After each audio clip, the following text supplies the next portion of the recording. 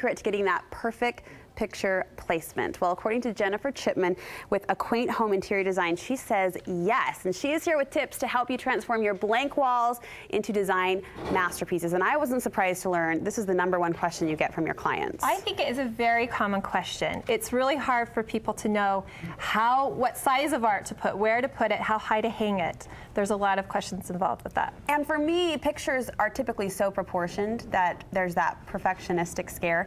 You know what I mean? They're so straight, whereas some artwork has a flow or a curve to it. You feel like you have to get it just right. Yeah, well, you need to have them level, that's for sure. Absolutely, absolutely, and placed correctly on the wall, which we're going to talk about today. So what is the secret overall to perfectly placed pictures? One of the first things you need to look at is proportion. So you need to look at the size of the wall that the art is going on, and also what the size of the furniture is it might be going above.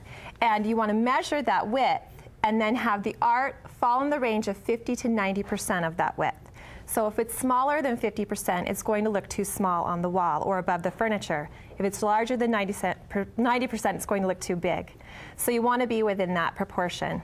50 to 90%. Yeah. And so depending on your preference, you can fall more toward the 50% scale or more toward the 90% scale. Yeah, or just depending upon the piece of art that you like. Yeah, but if you stay within there, you're pretty safe to have it look in scale. You want to fill the space. Right. Or it's going to look maybe cheap. Yeah, exactly. I mean, let's be honest. Absolutely. The next tip you say is to look at the height of the artwork. Is that what we're looking at? Well, you want to know how high to hang the artwork. So would you say most people hang it too low or too high? I would say most people hang too low. I think most people probably hang too high. Too high? Yeah, and I'm tall, so for me to say that is something. But there's kind of a misconception where everyone thinks I need to hang it at eye level. And that's true, but you want to hang the center of the painting at eye level. Not the bottom of the frame, we're talking about the center. And so if you are, taller than average like me, you're probably going to have to hang it lower than you think. And generally ends up being about 60 to 65 inches from the floor to the center of the artwork. That's a good gauge for where it should be. That's a good gauge, and then you kind of have about the right height. If you're hanging above a sofa or a table, you generally want to be about 6 to 12 inches from the top of the furniture to the bottom of the artwork. And if you're hanging above a mantle or a headboard or something that's higher, that amount can be smaller, like maybe 4 to 8 inches. Well, it makes sense what you say because people have heard the tip over and over, hang at eye level. Yeah. But if they're hanging, like you mentioned, if they're hanging the bottom of the picture or the artwork at eye level, that is too high. It makes it too high. And the average person the average woman's 5'4", the average man's 5'10".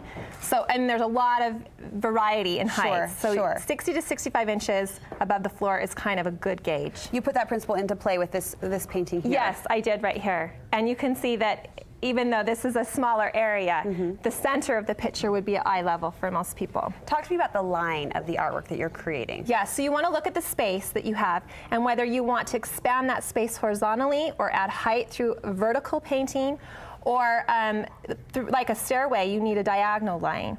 If you have an area that is very angular with a lot of lines, maybe like in a stairway, or if you have dormer windows or a low ceiling, a great thing to look for would be a round piece of art. A mirror, a wreath, anything round will help soften those angles, and so you won't have that problem of things looking crooked, no matter how level it is. That's my problem. I stand back and you fuss with it and you think, oh, a little this way, a little that way. So having a circular item like a mirror, that's a great tip. Yeah, or something that's just a little bit softer, irregular in shape helps to soften those angles. To break up those harsh lines. So if you're wanting to extend a room, like the height of a room, maybe you don't have those beautiful vaulted ceilings, vertical is the way to go? Yeah, you can add vertical artwork if you want to kind of lengthen your wall space. Grouping pictures is so popular these days. It always has been, really, but people are doing those photo collages of family photos and whatnot. Any tips for pulling off a good grouping? Well, grouping is great because you can add a lot of personality, a lot of flavor to a room with just collections of things you might have, photos, art, anything that you have. But it is tricky to know how to do it.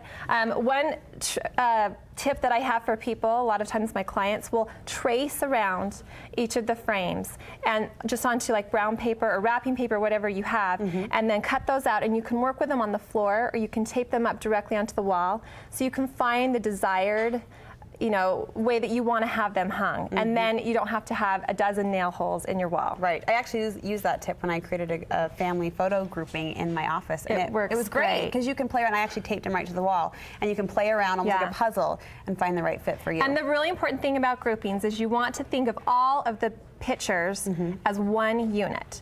And then you use the same rules. So the height, the proportion would be the same rules for the grouping.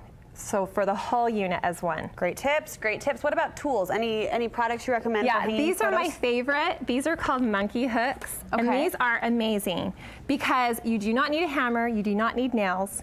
They are great for drywall. They hang up to about 50 pounds.